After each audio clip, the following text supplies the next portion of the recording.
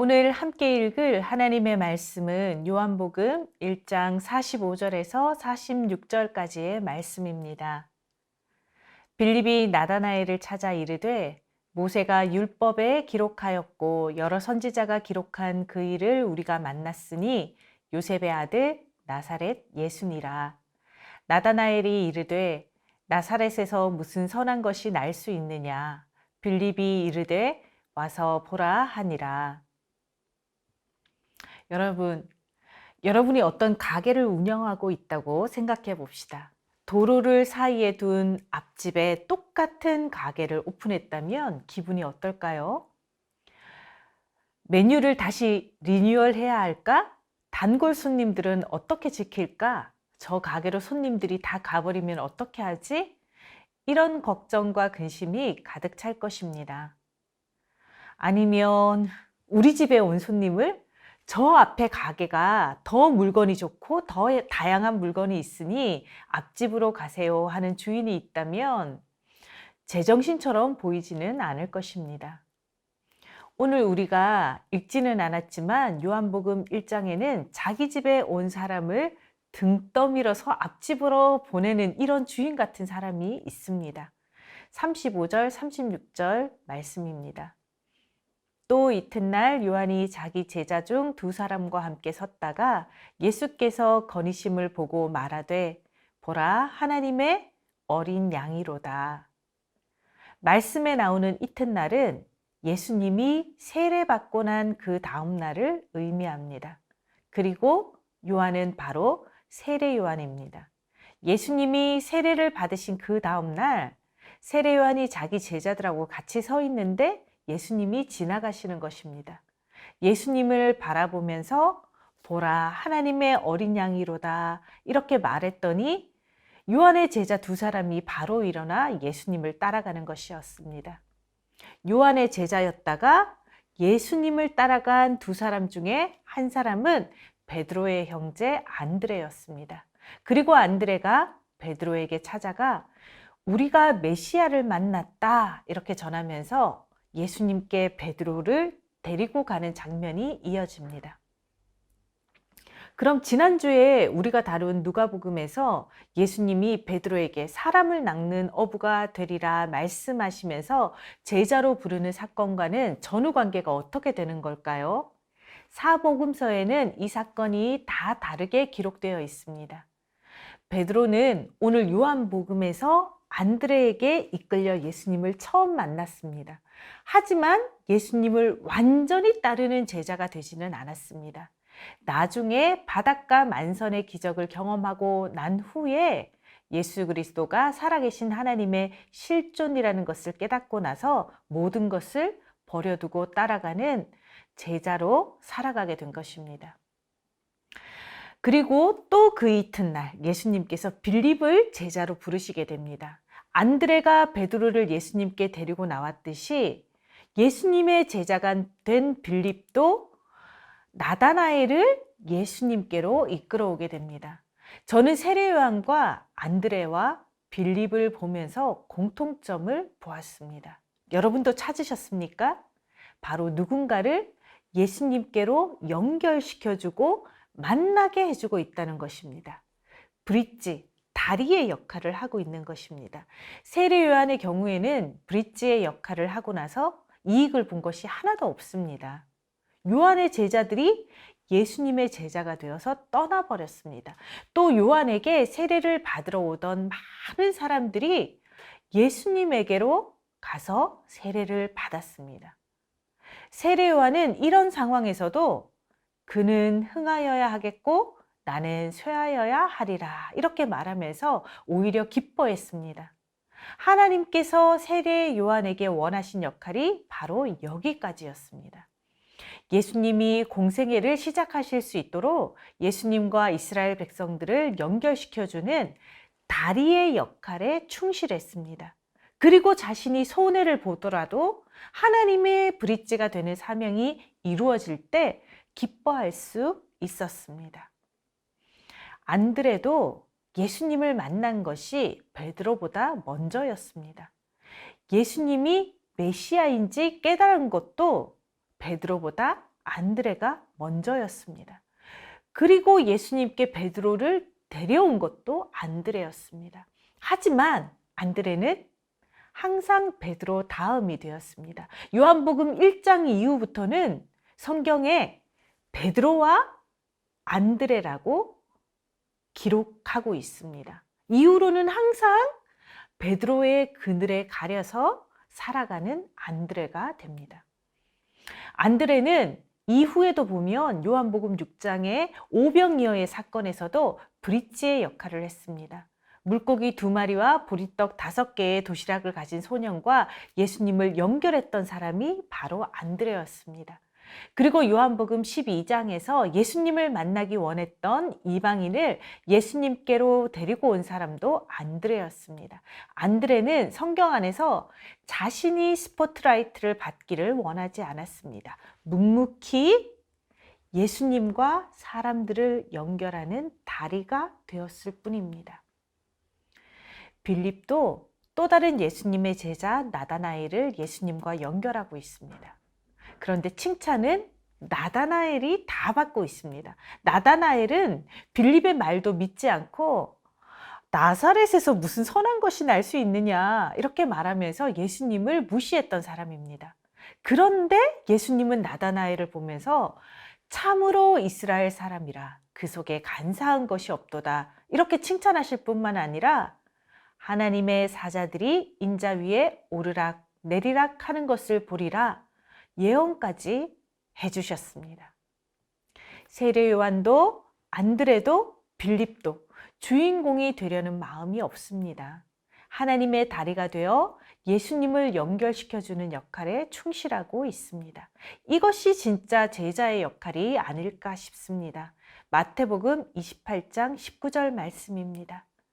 그러므로 너희는 가서 모든 민족을 제자로 삼아 아버지와 아들과 성령의 이름으로 세례를 베풀고 우리가 예수님의 제자로 해야 되는 역할은 모든 민족을 예수님의 제자로 삼는 다리가 되는 것입니다.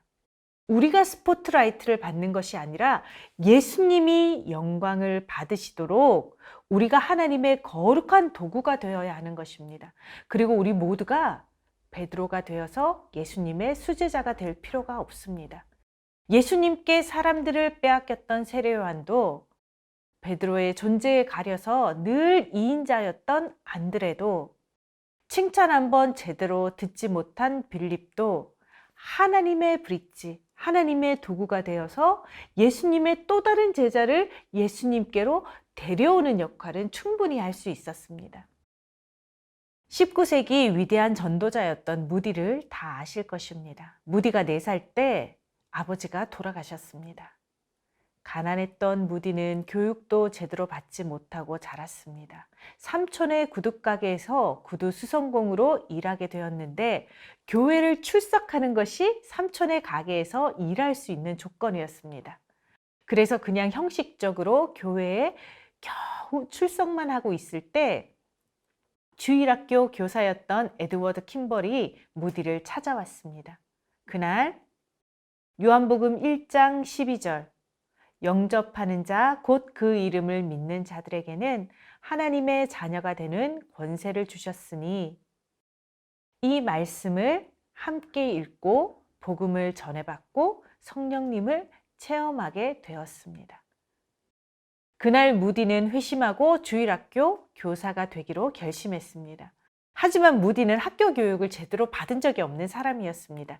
그래서 반 아이들을 직접 데리고 오면 주일학교 교사를 시켜주겠다고 했습니다. 이때부터 무디의 전도가 시작되었습니다. 첫 주에는 18명, 몇 주 후에는 100명, 몇 달 후에는 300명.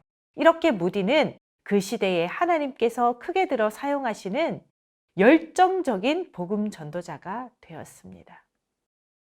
이렇게 무디가 에드워드 킴벌 선생님께 전도받은 지 18년이 지났을 때 무디는 에드워드 킴벌 선생님의 아들 헨리를 만났습니다. 그리고 청소년이던 헨리에게 요한복음 1장 12절 말씀을 펼쳐서 헨리를 전도했습니다. 우리가 다 베드로처럼 하루에 3,000명을 전도하는 전도자가 될 수도 없고 무디처럼 열정적인 복음 전도자가 될 수도 없습니다. 하지만 세례요한처럼 항상 옆에 있는 제자들에게, 또 안드레처럼 형제 베드로에게, 빌립처럼 친구 나다나엘에게 이렇게 한 사람은 전도할 수 있지 않을까요? 에드워드 킴벌이 무디가 될 수는 없었지만 무디를 예수님께로 연결하는 브릿지가 되었다면 에드워드 킴벌의 사명은 충분히 감당한 것이 아닐까 싶습니다.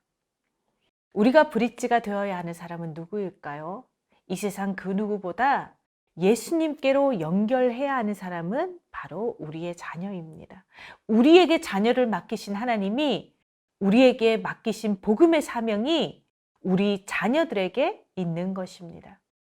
우리가 예수님의 제자가 되어 받은 사명은 내가 메시아를 만났다라고 우리 자녀에게 말하며 우리 자녀를 예수님 앞에 데리고 와서 연결하는 브릿지가 되어야 하는 것입니다.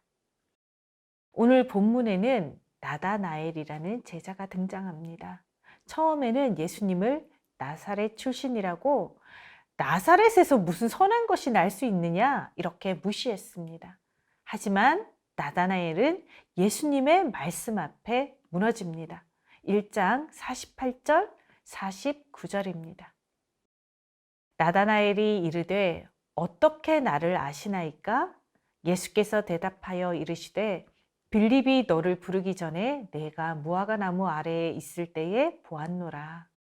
나다나엘이 대답하되 랍비여, 당신은 하나님의 아들이시요 당신은 이스라엘의 임금이로소이다. 저는 처음에 이 말씀이 너무 이해가 되지 않았습니다. 무화과 나무 아래 왔다 갔다 하고 있는 것을 누군가 볼 수 있습니다. 그것을 목격했다고 말하는 것이 어떻게 하나님의 아들 예수님을 고백할 수 있는 근거가 될 수 있을까요? 무화과 나무는 이스라엘 백성들에게 번성과 풍요, 축복의 의미가 담겨 있는 나무입니다. 또 무화과 나무에는 메시아의 시대를 고대하는 의미도 담겨 있습니다. 그래서 무화과 나무 아래를 거닌다는 말은 관용적으로 하나님의 나라, 메시아의 시대를 기다리며 하나님의 말씀을 묵상하고 기도하고 있다는 의미로 사용되는 것입니다. 우리가 보통 주님 앞에 무릎을 꿇다라고 하면 기도한다는 의미로 받아들이는 것처럼 무화과 나무 아래를 거닌다는 말은 하나님을 깊이 묵상하며 메시아를 기다린다는 관용 어구였던 것입니다. 하나님의 약속의 말씀을 날마다 묵상하며 메시아가 오시기를 갈망하면서 하나님께 간구하던 그 모든 기도의 내용을 예수님께서 내가 다 들었다. 내가 너의 기도의 응답이다. 라는 메시지를 보내신 것이 내가 무화과 나무 아래에 있을 때에 내가 보았노라. 이 말 안에 담겨 있는 것입니다. 나다나엘은 예수님의 말씀을 통해 지난주 베드로와 같이 하나님의 실존을 경험하게 된 것입니다. 예수님의 제자가 되는 것은 내가 먼저 만난 하나님의 실존이신 예수 그리스도를 전하는 것입니다. 우리 영아부 부모님들이 우리 자녀들과 예수님 사이에 진짜 브릿지가 되려면 세례 요한처럼 보라 하나님의 어린 양이로다. 아니면 안드레처럼 내가 메시아를 만났다. 빌립처럼 여러 선지자가 성경에 기록한 그 일을 내가 만났다. 나다나엘처럼 당신은 하나님의 아들이십니다. 이렇게 예수 그리스도를 하나님의 실존으로 만난 경험이 있어야 하는 것입니다. 사랑하는 성도 여러분, 우리가 만난 하나님의 실존이신 예수 그리스도를 우리 자녀들과 연결하는 하나님의 브릿지, 하나님의 다리가 되는 우리 영아부 모든 부모님들이 되시기를 축복합니다. 이 시간 함께 자녀를 위한 축복 기도문을 읽으며 기도하겠습니다.